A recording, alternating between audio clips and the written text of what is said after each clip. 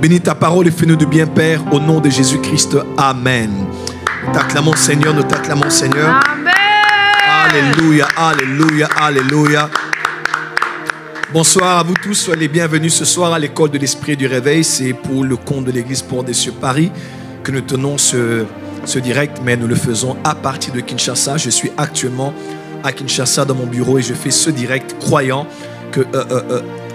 et étant sûr en moi que Dieu bénira quelqu'un qui nous suit ce soir. Alors, avant d'aller plus loin, je compte sur vous. Prenez le lien et partagez-le sur tous les groupes Telegram, WhatsApp, même sur les réseaux sociaux et soyez prêts parce que Dieu m'a donné un message puissant. Ce message n'est pas pour votre voisin, ce message est pour vous. Amen. Dieu m'a oint ce soir et quand il me oignait, il pensait à vous, il pensait à votre appel, à votre vocation, à votre ministère, à ce à quoi vous êtes appelés et à des milliers, des millions, que dis-je, des centaines de millions de personnes dont le salut et le perfectionnement sont liés à votre vie et à votre apport dans le royaume en ce temps de la fin. Amen. Amen. Alors, je vais lire pour vous un texte avant de commencer. Mon thème ce soir est devenir un instrument de réveil. Devenir un instrument de réveil. Je vais lire avec vous Actes des Apôtres. Actes des Apôtres. Actes des Apôtres. Actes des Apôtres. Actes des Apôtres. Plus de toi, si c'est possible. Actes des Apôtres, chapitre 3. Actes des Apôtres, appelé aussi Actes du Saint-Esprit par les apôtres. Chapitre 3. Actes des Apôtres, chapitre 3. Je vais lire le verset 18. Acte 3, verset 18 et suivant. Acte 3, 18 et suivant. Acte 3, verset 18 et suivant. Je vais lire. Mais Dieu a accompli de la sorte ce qu'il avait annoncé d'avance par la bouche de tous ses prophètes, que son Christ devait souffrir. Répentez-vous donc et convertissez-vous pour que vos péchés soient effacés, afin que des temps de rafraîchissement viennent de la part du Seigneur et qu'il envoie ce qui vous a été destiné, Jésus-Christ, que le ciel doit recevoir jusqu'au temps du rétablissement de toutes choses. Rétablissement de toutes choses. En grec, c'est le mot apokatastasis. Ok, apokatastasis. Jusqu'au temps du rétablissement de toutes choses dont Dieu a parlé anciennement par la bouche de ses saints prophètes. Amen. Amen. Je vais lire pour vous Psaume de David, chapitre 42, Psaume 42, Psaume 42, Psaume de David 42, Psaume 42, Psaume 42 à partir du verset 7. Psaume 42, verset 7 et suivant. Un flot appelle un autre flot au bruit de tes ondées. Toutes tes vagues et tous tes flots passent sur moi. Amen. Père, bénis ta parole ce soir. Je prie que tu te serves de nous pour équiper, former, formater, reformer quelqu'un qui nous suit aujourd'hui. Yes. Je prie que cet enseignement apporte une touche particulière de ton omniscience, de ton omniprésence, de ta sagesse, de ta science, de ta manière, de tes voies, afin que l'on sache comment tu procèdes quand tu vas accomplir quelque chose sur la terre. Tu as révélé tes œuvres au peuple d'Israël, mais tes voies à Aaron et à Moïse. Nous voulons quitter la phase d'être des bénéficiaires des œuvres de Dieu, mais nous voulons connaître ses voies, nous voulons être ses intimes, nous voulons du yada, nous voulons une connaissance expérimentale. Yes. Quelque chose que nous avons vécu personnellement en profondeur avec toi. Accepte de bénir ces instants. Au nom de Jésus, je te promets toute la gloire pour tout ce que tu vas encore faire ce soir. Au nom de Jésus-Christ. Amen. Jusqu'au temps du rétablissement de toutes choses. Un flot appelle un autre flot au bruit de tes ondées. Toutes tes vagues et tous tes flots passent sur moi. Amen. Yeah. Alors, je vais essayer de définir que veut dire réveil et je vais définir aussi ce que veut dire le concept réveil du temps de la fin. Certains appellent cela le dernier réveil, le réveil du temps de la fin. D'autres le réveil finitif ou la dernière vague ou même la pluie de l'arrière-saison. Il y a plusieurs expressions bibliques, par exemple aussi la dernière moisson, qui parle de cette phase, de cette dernière phase qui arrivera à l'Église avant l'enlèvement. Cette phase qui va permettre à l'Église de faire la plus grande moisson qu'elle n'a jamais eu à faire depuis Actes chapitre 2. Ce ne sera pas un réveil trop long comme ces 2000 ans depuis que l'Église existe, mais ce sera un réveil tellement puissant que nous allons voir la gloire de Dieu de manière incroyable.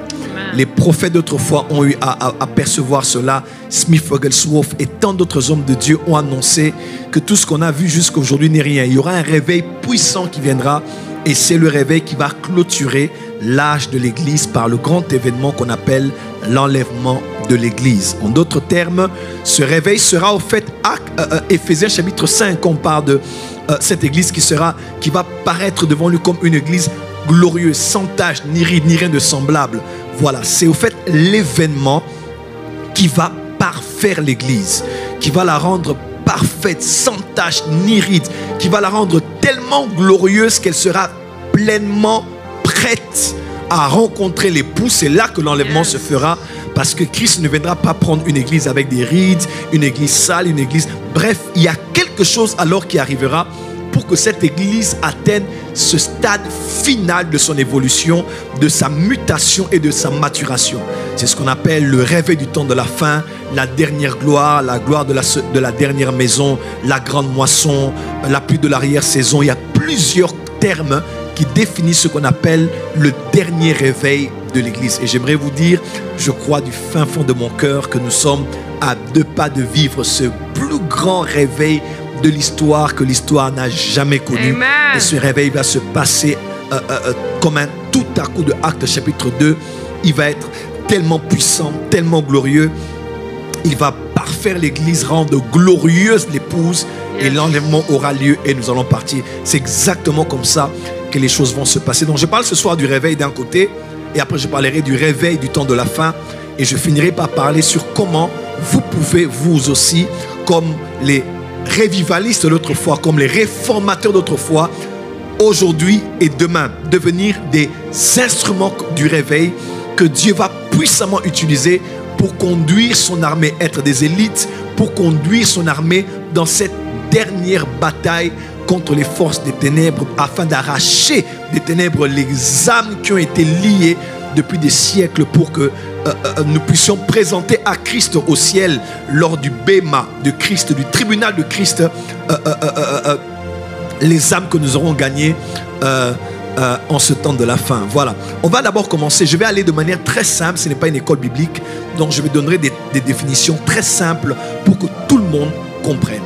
Que veut dire réveil? Que veut dire réveil? Réveil, on parle de réveil, c'est l'état transitoire entre le sommeil et l'éveil. C'est l'état de transition entre le sommeil et l'éveil. C'est-à-dire, lorsqu'une personne dort, elle dort et elle doit devenir éveillée. Elle doit être éveillée, se lever, marcher, prendre sa douche, s'habiller, prendre son petit déjeuner, sortir. L'état de transition entre la personne qui dort et la personne éveillée, c'est ce qu'on appelle le réveil. C'est exactement cela.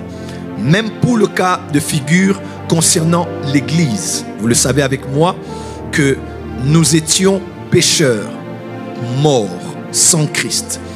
Et pour avoir la vie, devenir vivant, nous avons tous fait la prière selon Romains 10, versets 9 à 10. Si tu confesses de ta bouche le Seigneur Jésus, tu crois dans ton cœur que Dieu l'a ressuscité d'entre les morts, tu seras sauvé. Verset 10, car c'est en croyant du cœur qu'on parvient à la justice et en confessant de la bouche qu'on parvient au salut. Nous avons tous invoqué le nom du Seigneur et selon la Bible, nous sommes sauvés. Acte 4, verset 12. Il n'y a sous le ciel aucun autre nom qui a été donné parmi les hommes par lequel nous serons sauvés. C'est le nom de Jésus. Donc, nous étions morts lorsque nous avons reçu Jésus dans nos cœurs. Je préfère changer de terme pour aller plus haut. Lorsque nous avons donné à Jésus nos cœurs, parce qu'à vrai dire, le salut, ce n'est pas recevoir excusez-moi, le salut, ce n'est pas donner à Dieu sa vie, mais c'est recevoir la sienne. Exact. C'est ça le salut au fait. Ce n'est pas Seigneur, je te donne ma vie, mais c'est au fait, je reçois la sienne. Quelqu'un me suit? C'est au fait, je reçois ta vie. Nous recevons. Le salut consiste à recevoir. Tout ce que vous demanderez en mon nom, croyez que vous l'avez reçu. C'est un don de Dieu. Éphésiens 2, versets 2 à 8. C'est un don de Dieu. Donc, quand nous recevons Jésus, nous quittons de la mort à la vie. Donc, nous sommes déjà en vie. Nous sommes vivants. Mais il est possible d'être vivant et endormi. C'est ainsi qu'on parle de ces 10 vierges qui étaient vivantes mais endormies. Il fallait qu'un homme crie au beau milieu de la nuit et dise: voici l'époux, allez à sa rencontre. C'est là que les femmes qui dormaient se sont réveillées et elles ont été éveillées. Les unes pour aller rencontrer l'époux et les autres pour aller remplir leur réservoir d'huile qui était déjà à terme. Donc, l'église aussi comme un être humain peut être vivante mais endormie. Voilà pourquoi on a besoin du réveil. Parce qu'il est possible d'être une église locale vivante mais endormie. D'être un pasteur vivant mais endormi. D'être un chef d'intercession vivant mais endormi. D'être un leader de groupe biblique vivant mais endormi. D'être une évangéliste vivante mais endormie. Assoupie et endormie. Et alors, nous avons besoin maintenant d'avoir le réveil. Le réveil donc ne concerne pas ceux qui sont au monde. Non, le réveil ne concerne pas le monde. Le réveil ne concerne pas les morts. Le réveil concerne les vivants mais endormis. Voilà pourquoi le message du réveil est un message pour l'église de Jésus mais qui est endormie. Mais à vrai dire, le but de Dieu n'a jamais été le réveil. Le but de Dieu, c'est l'éveil. Mais le réveil, c'est maintenant le processus par lequel on atteint l'état d'éveil spirituel. Est-ce qu'on peut avancer maintenant? Oh yes, avance. Donc voilà ce que je disais. Je disais, donc le réveil, c'est l'état de transition entre le sommeil et l'état d'éveil. Et c'est un événement, c'est un moment, c'est une circonstance, c'est un état. On essaie de se réveiller, voilà, on bouge un peu, on ouvre les yeux. Certains même prennent encore le temps de ne pas parler, mais ils sont déjà réveillés, mais ils ont encore les yeux fermés. Bref, pour les uns c'est plus court, d'autres c'est plus long. Ça dépend de chacun, du temps qu'on a le matin. Et finalement, on passe à l'état d'éveil. On dit: tu dors? Non, je suis déjà réveillé. Ah, tu dors? Non, je suis déjà éveillé. Non, la personne ne dort plus, elle est déjà réveillée. L'église aussi, c'est ce qui se passe. Voilà pourquoi le réveil est aussi un événement. Le réveil aussi une circonstance, une saison, une époque, un événement qui arrive dans l'église caractérisé par certaines choses, certains faits, certaines étapes, certaines caractéristiques. Oui, dans l'histoire depuis Acte 2 jusqu'à aujourd'hui, tous les réveils qui ont eu lieu de l'église, à chaque fois que l'église était comme endormie, ont été les événements. Certains ont été occasionnés par des mouvements d'évangélisation, d'autres par des cultes, comme avec Azusa Suite. Ils étaient sur la rue Bonibar. Et en priant, la gloire de Dieu était tellement forte, la salle où ils étaient a pris feu. Les pompiers sont venus et ils voyaient le feu allumé, mais ce n'était pas un feu physique, c'était un feu spirituel. Mais le feu spirituel était finalement matérialisé. Le plafond s'est écroulé, ils ont quitté cette rue, ils sont allés à une autre rue, toujours à Los Angeles, qu'on appelle la rue Azusa Suite. Et c'est là que s'est passé l'un des plus grands réveils de notre siècle, le réveil d'Azusa Suite 1903-1906. Ils ont prié, la prière ne s'est jamais arrêtée et l'église a été dirigée par un borgne, c'était un noir qu'on appelait William Seymour, avec son épouse, et plusieurs autres hommes de Dieu sont venus boire à la source. C'était une vague de la gloire de Dieu, c'était un flot de la puissance de Dieu. Juste après ce réveil, on a les événements de la Première Guerre mondiale, Deuxième Guerre mondiale. Mais durant cette période-là, quelque chose de fort s'était passé. C'était vraiment un événement, une circonstance. Ça commence par un culte. Ça peut commencer par une réunion de jeunesse à l'église, comme ce qu'on a vu, ça fait quelques semaines aux États-Unis. Juste un culte qui allait à un culte, 2 cultes, 3 cultes. Et des semaines, ils ne se sont pas arrêtés. Je ne sais pas ce qui se passe encore, mais ça continue. Le réveil commence toujours par un événement. À l'instar de Actes chapitre 2, ils priaient, n'est-ce pas? 10 jours entre la Pâque et la Pentecôte. Excusez-moi. 10 jours entre la résurrection de Christ, et la Pentecôte. 10 jours, ces 10 jours-là, parce que Jésus, quand il est ressuscité, Et quand il a passé tout son temps avec les apôtres, ça faisait 40 jours. Acte 1, verset 1, 2, 3. Il a enseigné 40 jours durant. Il ressuscite. Il restait donc 10 jours entre 40 et le 50e jour passé. C'est comme ça qu'on appelle la Pentée. Pentée, pentagramme. Quand on parle de penta, on parle de 5. On parle de 50. On parle de 50. Donc, c'était la fête du cinquantaine. C'était le 50 jours après la Pâque.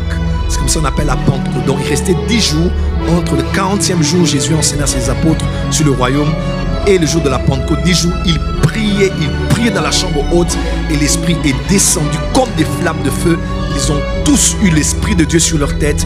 Ils ont parlé en d'autres langues. Quelqu'un me suit? Mais c'était un événement, pouf, l'Esprit est descendu, il y a eu du bruit, les gens sont venus. Ça commence toujours par un événement, ça commence toujours par une circonstance, comme quelqu'un qui quitte l'état du sommeil vers l'état d'éveil, comme l'Église aussi passe des fois par des circonstances, ça dépend, c'est occasionné par différentes choses. J'ai étudié beaucoup de réveils, mais j'aimerais dire à quelqu'un que Dieu est formidable, et aujourd'hui encore, il veut accomplir de grandes choses. Alors, je n'ai pas le temps de vous faire une étude biblique sur les types de réveils qui ont eu lieu depuis Actes chapitre 2.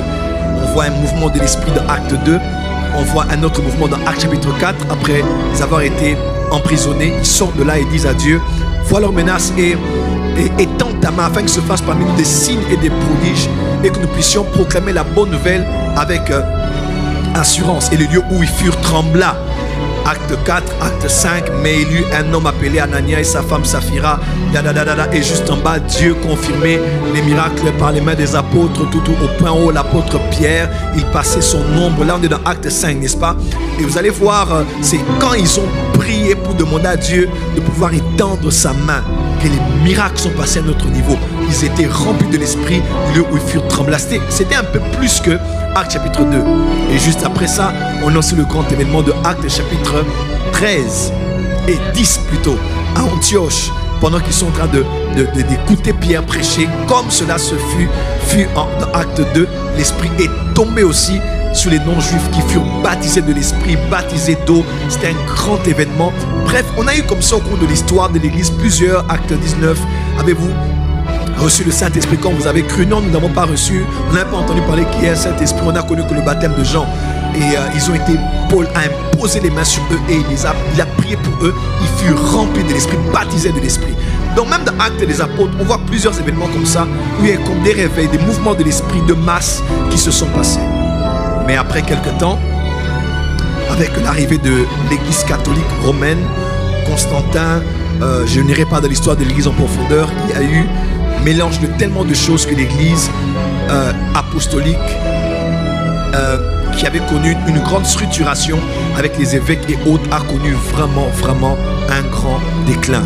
C'était beaucoup plus l'État, et c'est ainsi qu'au 15e siècle, parce que 1000 ans après la naissance de l'Église est né l'islam, au 15e siècle on a eu la grande réforme protestante avec un homme qu'on appelle Martin Luther. C'était un moine, il a lu Romains, il a lu Éphésiens, il a dit non, on ne peut pas payer pour pouvoir être sauvé. On ne peut pas payer. On ne peut pas racheter l'âme d'une personne ou atténuer les douleurs d'une personne dans l'au-delà ou au niveau du purgatoire par ce que l'on fait ici-bas avec le sang de quelques pièces, petites ou en abondance soit-elle. On ne peut pas monnayer le salut. Il a écrit 97 thèses, il a mis cela sur un poteau, il a revendiqué, bref, il était contre la puissance papale, contre l'Église catholique. C'est par lui qu'a commencé le mouvement officiellement de la réforme protestante. Ils ont dit non, ils ont protesté et on les a appelés les protestants. Et Gutenberg en Allemagne était le bastion de la réforme protestante. Il y a eu en parallèle des hommes comme les Zwingli, comme les Jean Calvin, au niveau de la Suisse, au niveau des Charles Finet, au niveau de l'Angleterre. Il y a eu comme ça beaucoup de mouvements au niveau de l'Europe où il y a eu des hommes, des George Whitefield, son frère, et plusieurs autres qui se sont levés. Ils ont dit non, il faut qu'il y ait quelque chose de nouveau. Il y a eu beaucoup de réveils. Il y a eu le réveil qui a permis de pouvoir donner à l'Église une nouvelle lumière sur le salut. Non par les œuvres, mais par la foi exclusive en Jésus-Christ. Voyez-vous, vous devez le savoir. Chaque fois qu'il y a réveil, il y a restauration d'une vérité biblique. chaque fois qu'il y a réveil, il y a restauration d'un domaine de l'église. Chaque fois qu'il y a réveil, il y a restauration d'une révélation particulière de qui Dieu est et de ses desseins. Je répète, chaque fois qu'il y a un réveil, un vrai réveil vient avec une vraie réforme. Il y a beaucoup de versets de la Bible, mais il y a comme une lumière qui vient sur un texte, un concept, une vérité scripturaire qui est illuminée, dont les contemporains, les bénéficiaires s'en approprient et travaillent en cela. À l'époque de Martin Luther, il y a beaucoup de choses qui n'avaient pas laissé de l'église catholique. Mais il y avait une lumière qui était venue spécialement dans ce domaine-là. Dieu avait restauré le salut par les œuvres et non par la grâce et la foi et non par les œuvres. Quelque temps après, c'est vrai, on était sauvés, mais on continuait à baptiser les enfants. Mais on continuait à baptiser les gens sans les immerger. C'est alors que sont nés le mouvement des baptistes. Ils ont dit oui, par la réforme protestante de Martin Luther, on est sauvés par la grâce, la foi et non les œuvres. Oui, mais c'est pas fini. Il y a encore autre chose qu'il faut faire. Il faut restaurer aussi le baptême. C'est là que les baptistes sont nés. Aux États-Unis, il y a plus de baptistes, je pense, même que les évangéliques. Ils sont très puissants, très influents. Ils ont permis de pouvoir restaurer le domaine du baptême. Après quelques temps encore, oui, on est sauvé par la grâce, c'est vrai. Oui, le baptême est restauré, mais il y a un problème avec les dons de l'esprit. Bref, il y a eu plusieurs mouvements comme ça jusqu'à Azusa Street en 1906. Il y a eu comme restauration de plusieurs vérités bibliques. Il y a un moment où il y avait restauration des 5 ministères, restauration des dons de l'esprit, restauration de la personne du Saint-Esprit dans l'église. Bref, il y a eu comme beaucoup de restauration, même aux États-Unis, par les mouvements de Healing Movement, avec les Jacko, les Alonzo Allen, William Marion Branham, Catherine Kuhlman. Dieu a voulu encore restaurer. Déjà, il y a eu celui qui a commencé cela en fin du 18e siècle. Il s'appelait John Alexander Dewey. C'est lui qui a commencé vraiment. Il a dit oui, on est sauvé, baptisé de l'esprit, c'est vrai, mais il y a un problème qui manque. Il y a quelque chose qui manque ici. Ce qui manque, c'est la guérison divine. Vous devez être guéri. Lui, il ne croyait même pas que la médecine et qu'on soit existé. Lui, c'était la guérison ou rien. Et par lui sont venus des hommes comme les John Lake qui allait aux États, en Afrique du Sud, qui a un ministère puissant de guérison. Bref, il y a eu beaucoup de mouvements qui se sont passés. Ces mouvements étaient comme des vagues.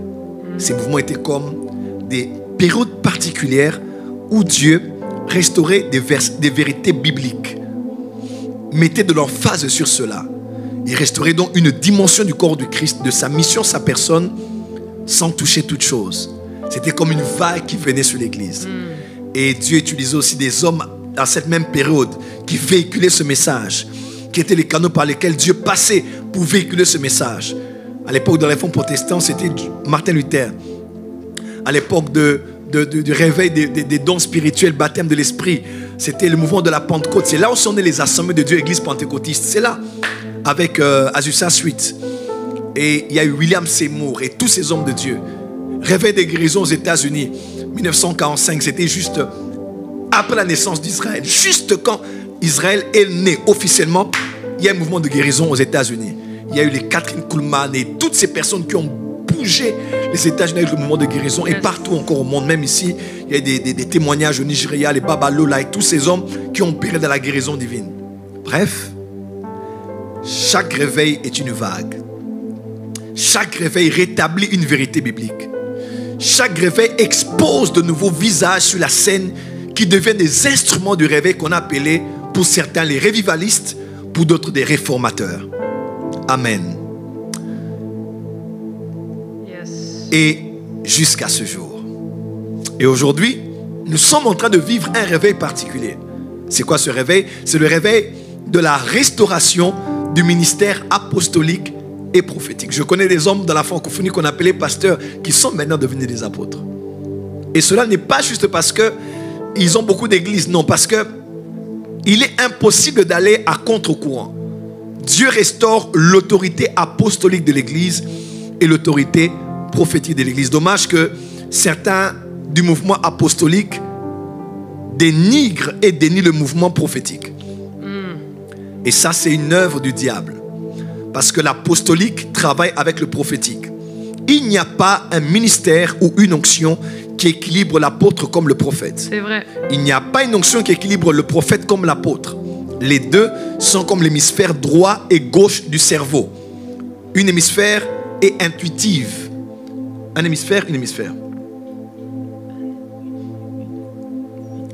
Ok. L'hémisphère gauche est beaucoup plus, intuitive. Ok. Non. Pardon, séquentielle, structurelle. Mais celle qui est de droite, c'est du côté du son, de la musique, de l'inspiration. C'est exactement ici. Même si vous avez des AirPods, il vous sera plus facile d'écouter avec la droite que la gauche. Remarquez bien. C'est vrai. Parce que c'est cette partie droite qui est la partie du son, des images, des sentiments, des réflexes. C'est beaucoup plus l'intuition de ce côté. Ici, c'est beaucoup plus la structure. Christ est la tête de l'Église. Éphésiens 2, verset 20-22. Nous avons été établis sur les fondements des apôtres et des prophètes. Christ est la tête, la pierre angulaire. Nous, les apôtres et prophètes, sommes les composants de la tête du Christ. C'est nous qui sommes l'hémisphère gauche et droit. C'est nous qui sommes la partie structurelle, organisationnelle, fondamentale, mais aussi la partie inspirationnelle, des visions, des sons, des images. Le côté intuitif du corps, c'est le côté prophétique. Et ce sont les deux qui doivent travailler. Alléluia. Yes. Ézéchiel chapitre 37, avant que l'armée ne se lève, plusieurs mouvements ont eu lieu quand le souffle venait.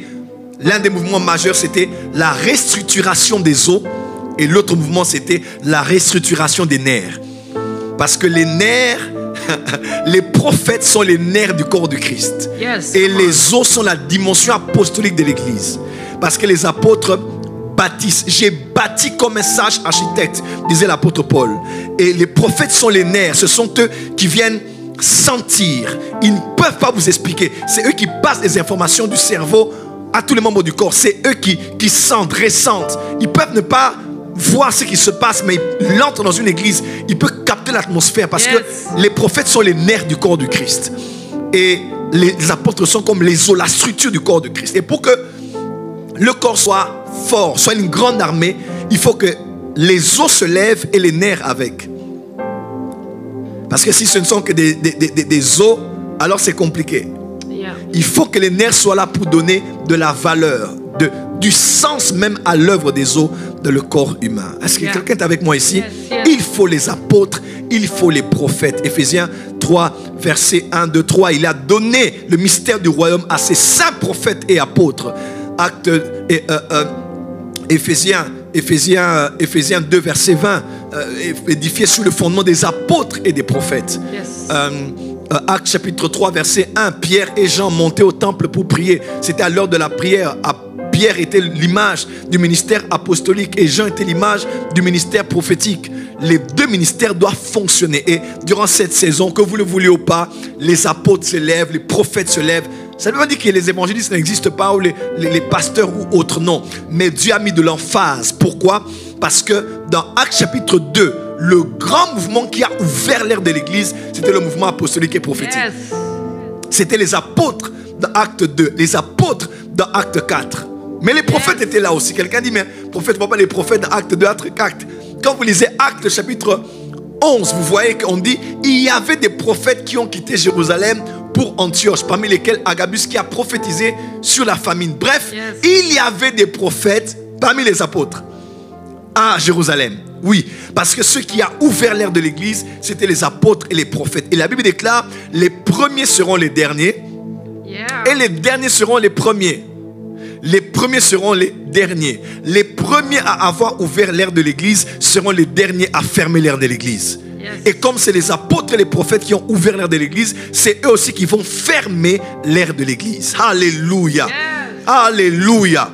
Alléluia. Come on. Voilà pourquoi dans la Bible, vous allez voir qu'il y a des hommes qui typifient des mouvements, qui typifient des messages. Je prends l'exemple de Moïse. Au point où son nom est attaché à la Torah. On parle de la loi de Moïse. Parce que Moïse, quand on parle de Moïse, on parle d'un prophète, d'un législateur, mais on parle aussi de la loi. Quand on parle de Moïse, on pense à la loi. Parce qu'il symbolise la loi. Quelqu'un me suit? Quand on parle d'Élie, on pense à qui? Au prophète. On pense au Névim et au Ketuvim. Est-ce que je peux avancer? On parle de la loi et des prophètes. Quand on parle de Paul, on pense à quoi? À la grâce.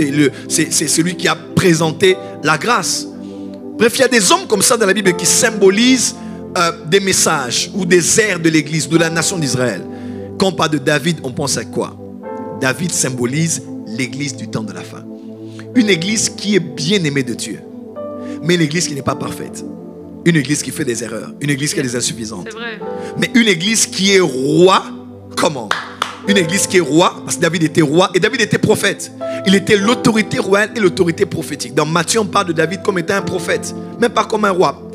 Comme un roi aussi, c'était le Jérusalem de David. Mais quand on parle de David le prophète, le David qui avait prophétisé en disant, parce qu'il était roi et prophète. C'était l'autorité royale, c'est l'autorité apostolique.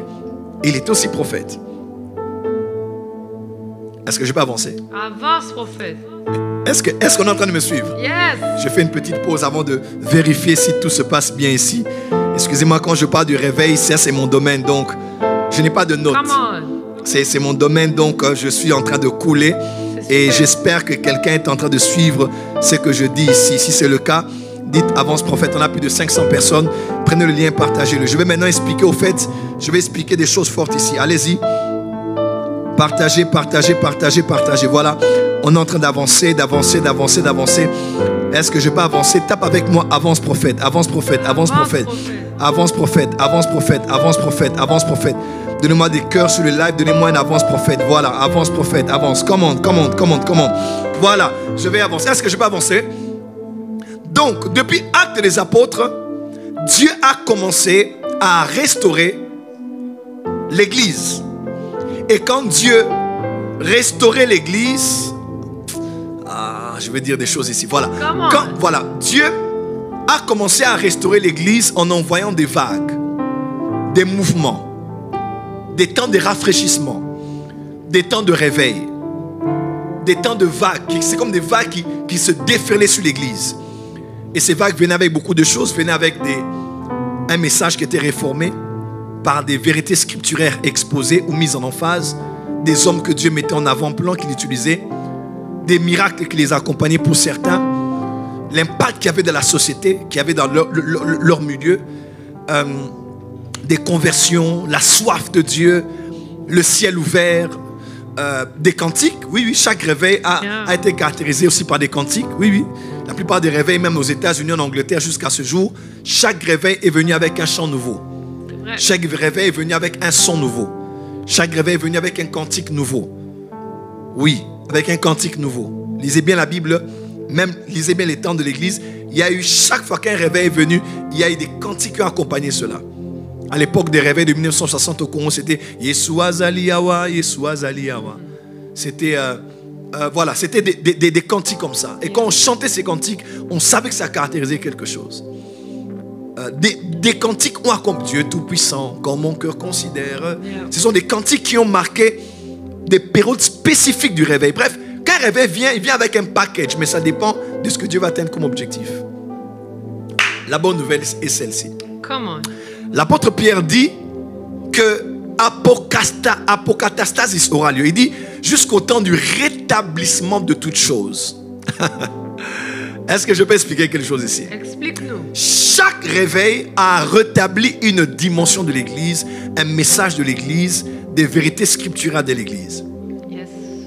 Mais le temps vient où on a annoncé apokatastasis, le rétablissement de toutes choses. Wow. En d'autres termes, le dernier réveil de l'Église qui va précéder le retour glorieux du Fils de Dieu, qui va rendre parfaite l'Église corps, épouse de Christ, qui va donner à l'Église de faire la dernière moisson, dernière grande évangélisation du temps de la fin. Joël chapitre 3, préparer la guerre, réveiller les héros. La dernière bataille spirituelle contre les ténèbres avant l'enlèvement de l'Église. La dernière moisson que nous allons prendre pour le Seigneur est présentée dans les airs quand nous serons au tribunal de Christ. Ce dernier réveil ne sera pas la restauration d'une chose. Chaque réveil est venu avec la restauration d'une chose. Un message, une chanson, des hommes que Dieu a mis en emphase, des vérités bibliques. Quelqu'un me suit? Mais ce dernier réveil sera ce qu'on appelle la restauration de toutes choses. Excusez-moi, le rétablissement de toutes choses. Ce dernier réveil s'appelle aussi le réveil de l'esprit d'Élie. Parce que quand Jésus parlait dans Matthieu chapitre 17, il a dit, nous savons que lorsque Élie viendra, il rétablira toutes choses. Yes. Yes. Que l'ange qui nous a visités revienne encore. Une fois. On peut changer de gamme. Il avait pour mission de ramener.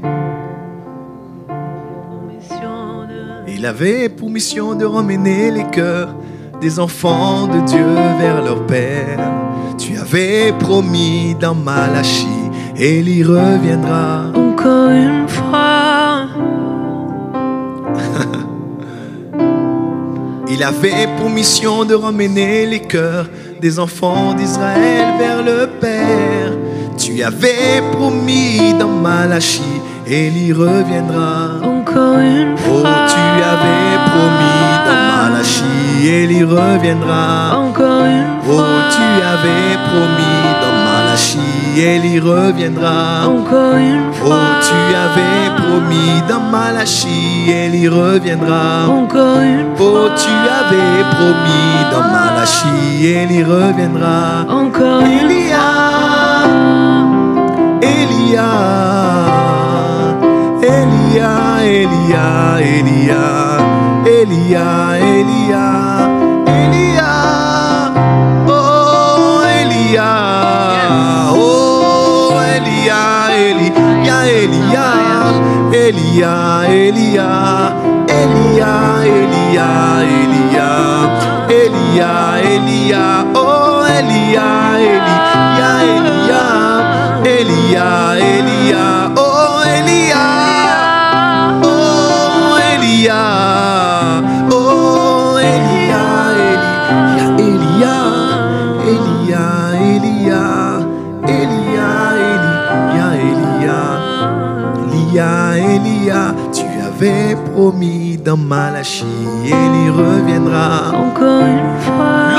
Nous savons que lorsque Élie viendra, il rétablira toutes choses. Il avait promis, avant l'avènement du Seigneur, il allait envoyer Élie. Comment? Élie vint par la personne de Jean le Baptiste pour sa première venue. Jean était venu avec l'esprit et la puissance d'Élie. Mais j'aimerais vous dire encore que le même Seigneur est en train de revenir. Et puisqu'il revient cette fois-ci dans l'événement qu'on appelle l'enlèvement de l'église, la première venue était visible et Jean le Baptiste était visible, Élie était visible. Mais en ce temps de la fin, avant l'enlèvement de l'église, puisque le Fils de l'homme vient, puisque le Messie vient à nouveau prendre l'église, il se fait toujours précéder par Élie. Je répète, il se fait toujours précéder par Élie. Voilà pourquoi, avant même le jugement dernier, Élie reviendra encore. Il reviendra sur la terre dans Apocalypse 11 afin d'apporter les jugements de Dieu sur la terre, pour ouvrir le ciel, afin que le feu tombe, parce que Élie vient toujours préparer le chemin du Seigneur. Il vient toujours rétablir toutes choses. Voilà ce qui va se passer. Ce dernier réveil de l'église ne sera pas le rétablissement d'une chose, mais sera le rétablissement de toutes choses. Chaque réveil est venu avec un réveil, mais ce dernier réveil sera le réveil des réveils.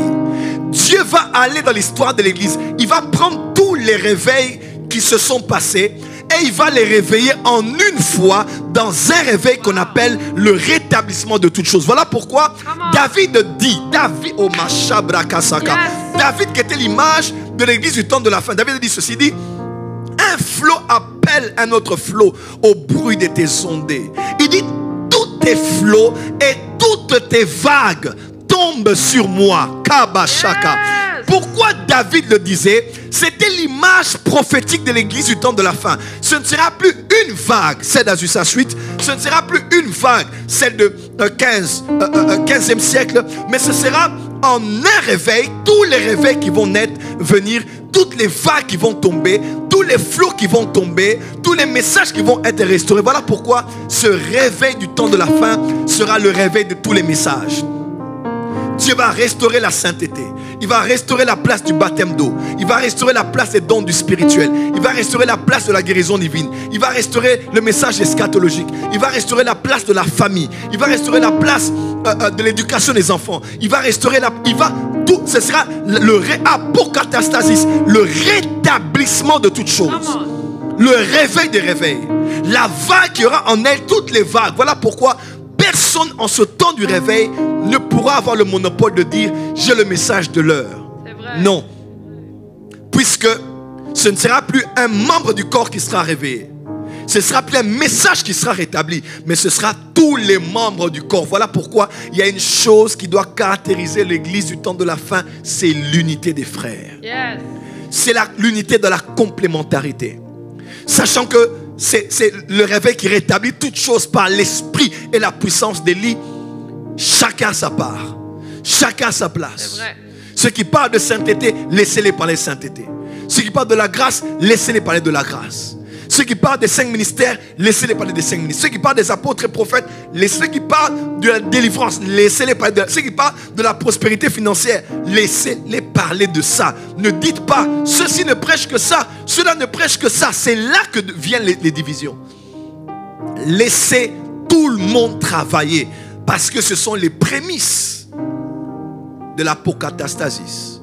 Ce sont les prémices de toutes les vagues qui tombent en une fois sur l'église. Ce sont les prémices du rétablissement de toutes choses. Yes. Alors je termine ce soir en parlant de devenir un instrument de réveil. Je vais terminer par ici. Nous sommes en train d'arriver. Quelqu'un m'a suivi? Oh, très bien. Nous sommes en train d'arriver. Nous sommes à quelque part de ce grand mouvement de l'esprit comme jamais on a expérimenté. Mais une des caractéristiques de tous les réveils de tous les temps, depuis Acte 2, c'est qu'il n'y a pas de réveil sans instrument de réveil. Je le répète, il n'y a pas de réveil sans instrument de réveil. Je dirais autrement, il n'y a pas de réveil sans révivaliste, tout comme il n'y a pas de réforme sans réformateur. C'est vrai. Il n'y a pas de réveil sans instrument de réveil. Chaque fois qu'un réveil est tombé dans l'église, dans une cité, une région, une saison, un village ou une génération, c'est toujours par des hommes que ce réveil est passé. Et des fois, c'était des hommes qui venaient de loin, que Dieu envoyait comme l'oiseau de proie de Ésaïe 45. Mais des fois, c'était les hommes de cette même cité qui avaient faim et soif de Dieu, qui cherchaient Dieu pour le renouveau, qui priaient Dieu pour quelque chose de nouveau. Ils disaient à Dieu, c'est bien ce que tu as fait, mais où sont les prodiges que nous ont parlé nos pères? C'était des hommes qui comparaient la Bible de leur vécu, l'histoire de leur réalité. Ils se sont dit, il y a un gap, il y a un fossé. Il n'y a pas de rapport entre ce que nous avons lu dans les livres de réveil et ce qu'il y a aujourd'hui. Il y a quelque chose qui ne va pas. Yes. C'est là que des hommes connus, des fois pas connus, ont eu un cœur prédisposé Comment? pour recevoir le feu du réveil et devenir des instruments de réveil. Je commence en disant 2-3 choses. La première des choses, il n'y a pas de réveil sans instrument de réveil. La deuxième des choses, vous devez le savoir, les instruments du réveil ne sont pas parfaits. Ah oui. J'ai étudié depuis Pierre qui a pris la parole dans Acte 3 jusqu'à nous, à nos contemporains, à nos pères, à nos fils. Je n'ai jamais vu Dieu utiliser un homme parfait. Il a utilisé des hommes imparfaits, il a fait parfaitement sa volonté. C'est ce qu'on appelle la grâce. C'est quand le Dieu parfait utilise des personnes imparfaites pour faire parfaitement sa volonté. Qu'est-ce que je vais dire? Si je parle de mon pays, je risque d'indexer certaines personnes et les livrer en pâture pour certaines personnes qui aiment toujours parler. J'irai dans les récits que nous connaissons, par exemple. Je parlerai de qui? Benny Hinn, qui a divorcé, qui s'est remarié avec sa propre femme. William Marion Branham, qui a sa femme qui était morte, il s'est marié avec une autre femme. Alonzo Allen qui a été trouvé sur le lit d'un hôtel, je crois, mort avec l'odeur de l'alcool. Certains pensent qu'il était ivre, mais certains, après autopsie, on a vu des gens témoigner, confesser en disant qu'on avait payé un homme $10 000 à l'époque pour faire croire que cet homme était ivre, alors que ce n'était pas le cas. Allez sur Internet, vous allez voir, il y a beaucoup de choses qui ont été dites à ce sujet. Je parlerai de qui? Maya Woodworth Ether, dont 5 enfants étaient morts. Elle est restée avec un seul enfant avant qu'elle ne réponde à l'appel de Dieu. Je parlerai de qui? De John Alexander Dewey, qui est mort après avoir rêvé d'avoir la vie de Sion dans plusieurs villes du monde. Il était devenu orgueilleux, il a combattu Maya Woodworth Ether. Je parlerai de qui? Catherine Kuhlman, vous connaissez sa vie. Bref, d'une manière ou d'une autre, ils n'ont pas eu des vies sans faute. Mais dans leur insuffisance, Dieu les a aimés. On appelle ça, comme dit le prophète Hubert Angel, election by grace. Comme le dit dans Romains, ça ne dépend pas de celui qui veut, volonté, de celui qui court, capacité, mais de Dieu qui fait miséricorde. Amen. C'est Dieu qui choisit lui-même de dire, j'utiliserai cette personne. Car 1 Corinthiens 1 dit, Dieu a choisi les choses folles pour confondre les sages, les choses viles pour confondre celles qui ont de la valeur, et les choses qui ne paraissent pour rien pour confondre les gens qui sont importants. Dieu a décidé de faire ainsi. Afin que, comme Paul, nous puissions dire, il a gardé ce grand trésor dans des vases de terre, pour que la gloire ne nous soit pas attribuée à nous, mais qu'elle soit attribuée à Christ. J'ai étudié l'histoire de beaucoup d'hommes que Dieu a utilisés, de beaucoup de femmes que Dieu a utilisées. Croyez-moi, j'ai regardé leur vie, je me disais, c'était des êtres humains. On parle de Charles Finet, qui allait faire des kilomètres et des kilomètres sur son cheval. Les gens pensaient qu'il était seulement allé évangéliser. Quelle prouesse évangélique. Mais on ne sait pas qu'il fouillait sa maison parce que sa femme le battait. Donc, il y avait beaucoup de réalités qu'on ne peut pas connaître de la vie des généraux de Dieu. Mais Dieu les avait aimés, il les a choisis. Et jeudi prochain, on prendra le temps. Je vais maintenant parler des instruments du réveil. Je parlerai de leurs caractéristiques et de comment on peut devenir l'instrument de réveil. Mais ce que je peux vous dire aujourd'hui, c'est qu'il n'y a pas de réveil sans instrument de réveil. Les instruments de réveil ne sont pas parfaits. Et troisièmement, je vais vous dire, si vous refusez vos instruments de réveil, vous refusez votre réveil. Claire. Tu n'as pas entendu. Vous pouvez prier pour un puissant réveil au Congo, puissant réveil au Gabon, puissant réveil au Cameroun, puissant réveil à Paris, puissant réveil à Toulouse, puissant réveil à Lyon, puissant réveil en Martinique, puissant réveil en Guadeloupe, puissant réveil au Canada, puissant. Vous priez pour un puissant réveil. Je ne sais pas, mais je sens ce point, je dois insister. Vous priez dans votre ville et votre cité pour un puissant réveil de l'esprit. Quand vous lisez les Écritures, vous lisez les récits des réveils, vous vous dites non.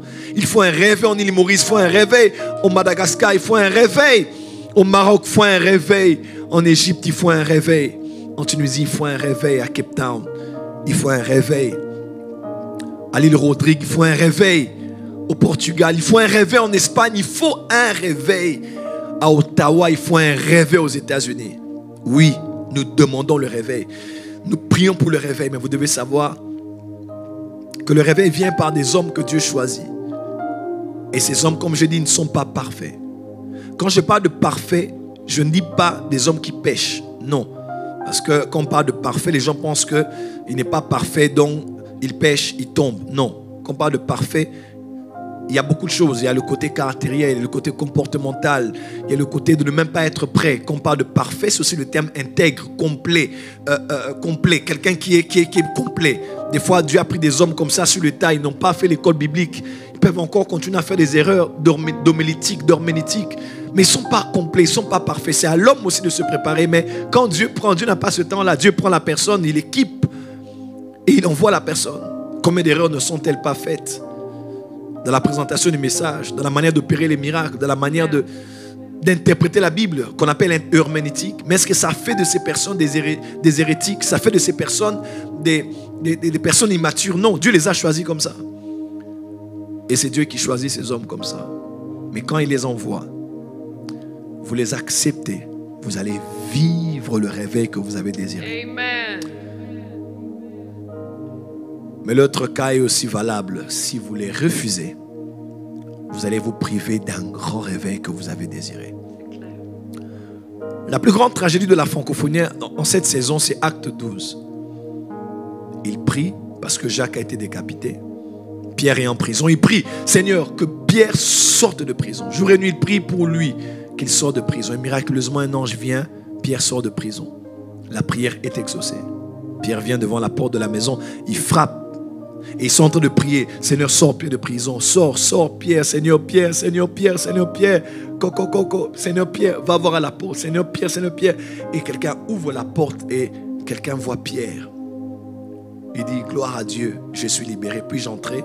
La personne a dit, non, ça ne peut pas être Pierre. Elle a refermé la porte. Et elle est retournée prier pour que Pierre vienne. Voilà l'église de la francophonie actuelle. Nous sommes tellement là en train de lire des livres de réveil, tellement là en train de prier que Dieu envoie des hommes, envoie des femmes. Et lorsque ces personnes viennent, elles frappent à la porte de nos réseaux sociaux, elles frappent à la porte de nos églises, elles frappent à la porte de nos téléphones, elles frappent à la porte de nos cœurs par leur présentation. On dit non, on attend un autre. On devient comme Jean le Baptiste qui disait, est-ce que c'est bien lui ou devrons-nous attendre un autre? Il n'y aura pas un autre. Il y a ces hommes que vous voyez sur Internet. Pas tous, mais quelques-uns sont ceux que Dieu a donnés comme exaucement à vos prières. Mais ils sont venus. Vous avez dit, j'aurais souhaité qu'ils viennent autrement. J'aurais souhaité qu'ils viennent différemment. J'aurais souhaité qu'ils ne ressemblent pas à ce genre de personnes. L'emballage ne me plaît pas. Dieu vient souvent dans les emballages qui ne vous plairont pas parce que Dieu aime rendre aveugles ceux à qui il donne son don. Wow. Afin que seuls les sensibles puissent bénéficier. Amen. Il est venu à Jérusalem, il est venu vers les siens, mais les siens ne l'ont pas reçu. Et pourtant, qu'attendait-il? N'avait-il pas les preuves, les signes d'Ésaïe, les signes même de Jérémie dans la vie du Seigneur? Mais ils ont dit non, ça ne peut pas être lui. Marc 5, Marc 6. Est-ce que ce n'est pas le frère de Joseph? Ce n'est pas le frère de Jude? Ses frères ne sont pas parmi nous, ses sœurs aussi, son père, sa mère? Et non. Celui qu'on attend, c'est un Messie militaire. Il va venir nous délivrer de l'hégémonie romaine. Bref, c'est ça le problème de la francophonie. On prie que Dieu envoie des hommes, quand ils viennent, on les combat. On prie que Dieu envoie des prophètes, quand ils viennent, on les tue. On prie que Dieu envoie des femmes qui vont être utilisées par Dieu. Quand ils viennent, on commence à les juger. Elle a des piercings, il a des tatouages, il a des locks, il a de ceci, il a de cela. Est-ce que vous croyez vraiment que du haut de son trône, Dieu pense à ça? Dieu, j'ai compris que quand il se révèle, il se cache. C'est ce que j'ai compris en fait. Quand Dieu se révèle, il se cache. C'est bizarre. Quand une personne se révèle, elle se montre en plein jour afin qu'on puisse la voir. Mais quand Dieu se révèle, il se cache. Pourquoi? Parce que Proverbe 25 dit, la gloire de Dieu, c'est de cacher les choses. Mais la gloire des rois, c'est de sonder les choses. Bizarrement, quand Dieu expose quelque chose, il cache, afin que tout le monde ne profite pas.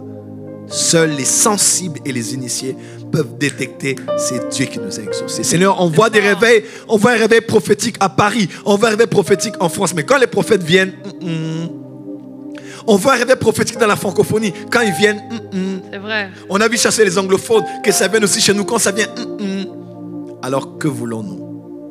Heureusement que Jésus avait prévu cela dans la Constitution. Il avait dit, mais celui qui vous rejette, me rejette. Et celui qui me rejette, rejette celui qui m'a envoyé. Jésus, tu ne le verras pas. Tu le verras par les hommes qu'il a envoyés. Il avait envoyé qui à l'époque? Pierre. Vous connaissez Pierre, comment il était? Il a envoyé qui? Judas. Vous connaissez comment Judas était? Mais eux, vous aurez pu dire, Jésus les a envoyés. C'est Jésus qui a envoyé les 12 imparfaits de ville en ville, village en village. Mais il a dit, si on vous reçoit, on m'a reçu. On a reçu qui? Jésus. Mais par qui? Par ces hommes-là qui se disputaient des fois à côté en disant qui est le plus grand parmi nous. Ils avaient des débats terre à terre, immatures. Mais malgré leur immaturité, Jésus les avait choisis. Église de la francophonie, nous sommes en train de vivre quelque chose de particulier en ce temps du soir. Mais s'il vous plaît, ne tuez pas vos instruments de réveil. Si vous tuez David, Goliath va vous dominer. Si vous tuez Joseph, la famine va vous avoir. Si vous tuez Jephthé, les ennemis vont vous vaincre. Si vous tuez votre Gédéon, vous serez vaincu par l'ennemi et l'autel qui gère votre région ne pourra pas tomber. Si vous tuez votre Esther, vous allez rester en train de souffrir et être jugé par le sort à cause de la haine de Haman. C'est clair. Si vous tuez, vous allez rater ce qui passera uniquement par ces hommes et par ces femmes. C'est ça l'homme. Il demande des choses lorsque ça vient. Ils ont demandé le pain, ils avaient faim, le pain est venu le matin, ils ont dit manhu, qui veut dire qu'est-ce que c'est que ça? C'était pas un étonnement de waouh, c'était c'est quoi? Dieu a dit, dis, Moïse, dis-leur que c'est ce que j'avais promis. Mais c'est pas comme ce qu'on voulait, c'est comme la gelée, c'est comme. C'est vrai. C'est ça. C'est pas comme vous l'aurez voulu, mais c'est ça. Il parle pas bien français comme vous l'aurez voulu, mais c'est ça. Elle ne chante pas comme vous aurez souhaité, mais c'est ça. Voilà pourquoi vous voulez le réveil, vous devez apprendre à reconnaître les instruments du réveil. Je vais terminer ici ce soir et prier avec vous. Jeudi prochain, je reviendrai pour parler maintenant des instruments de réveil, leurs caractéristiques et comment vous pouvez devenir aussi un instrument de réveil en ce temps de la fin. Baissons la tête, nous allons prier le Seigneur. J'entends au loin la voix des sentinelles. Alléluia. Alléluia. Merci Seigneur. Prie avec moi là où tu es. Quelque chose se passe dans l'atmosphère. Je vais prier pour vous. Il y a un mouvement de l'esprit dans vos salons, vos maisons, vos voitures, partout où vous êtes maintenant. Il y a quelque chose qui vient de très très fort là où vous nous suivez en cet instant.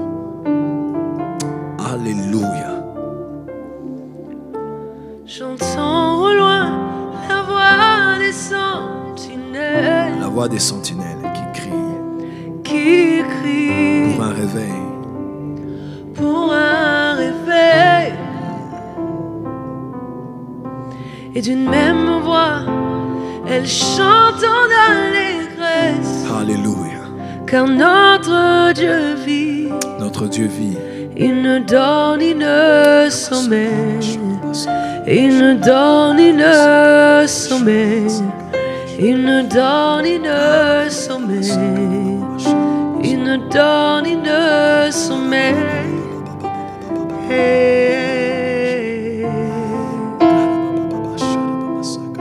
Et j'entends au loin la voix des sentinelles. C'est l'exaucement de plusieurs prières des hommes et des femmes qui ont crié pour un réveil. Criez pour un réveil dans la francophonie. Criez pour un réveil dans les îles. Criez pour un réveil en Afrique. Criez pour un réveil. D'une même voix, Alléluia. elle chante en allégresse.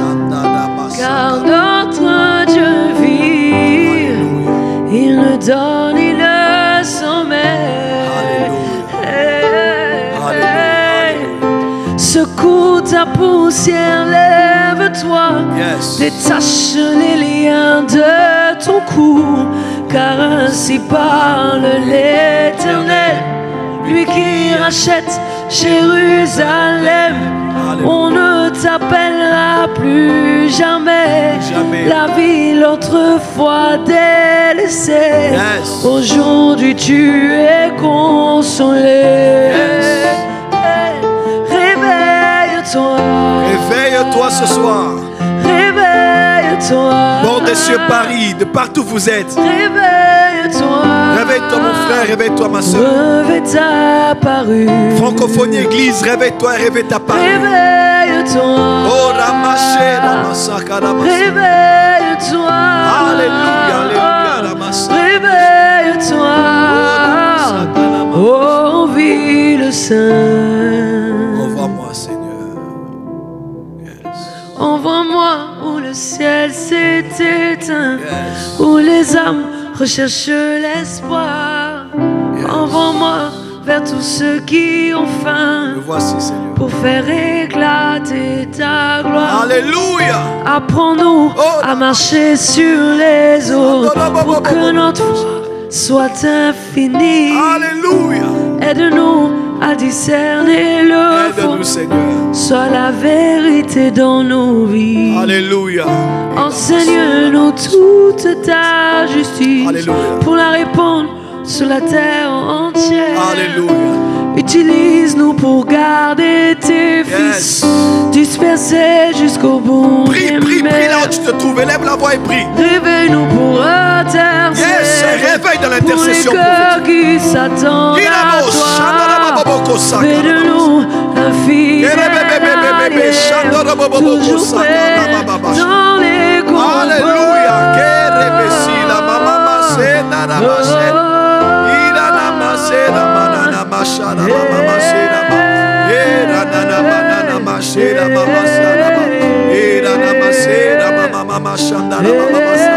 Que l'esprit de réveil tombe dans ton salon, tombe dans ta chambre, dans ton bureau, partout où tu nous suis ce soir. Dieu réveille les sentinelles, Dieu réveille les intercesseurs prophétiques. Dieu réveille les adorateurs. Alléluia, alléluia, alléluia, alléluia, alléluia. Alléluia, alléluia, alléluia. Seigneur, nous prions ce soir pour nos frères et sœurs qui nous suivent. Alors que nous clôturons ce culte, Seigneur, que le feu du réveil brûle. Et que nous puissions comprendre que le temps où l'esprit d'Élie est en train de venir est enfin là. Nous voulons nous connecter, Élia, à l'esprit d'Élie qui est dans l'assemblée, dans l'église du Christ. L'esprit d'Élie qui rétablit toutes choses, rétablit l'autel qu'ont renversé les prophètes de Baal, afin de laisser le Dieu d'Abraham, d'Isaac et d'Israël reprendre sa place sur les 12 pierres, signes d'alliance avec Israël. Nous prions, Père, pour que le feu du réveil brûle, brûle, brûle, brûle dans le cœur de chacun, brûle, embrase un homme et une femme qui nous suit ce soir. Et que tu fasses de nous des instruments de réveil partout où nous sommes. Prépare-nous au plus grand réveil du temps de la fin qui arrive. Et nous prions d'être des instruments de choix, des vases d'honneur entre tes mains, afin d'emmener plusieurs à Christ. Nous te promettons toute la gloire pour tout ce que tu diras et feras par nous, au nom de Jésus-Christ. Amen. Acclamons Seigneur Jésus-Christ.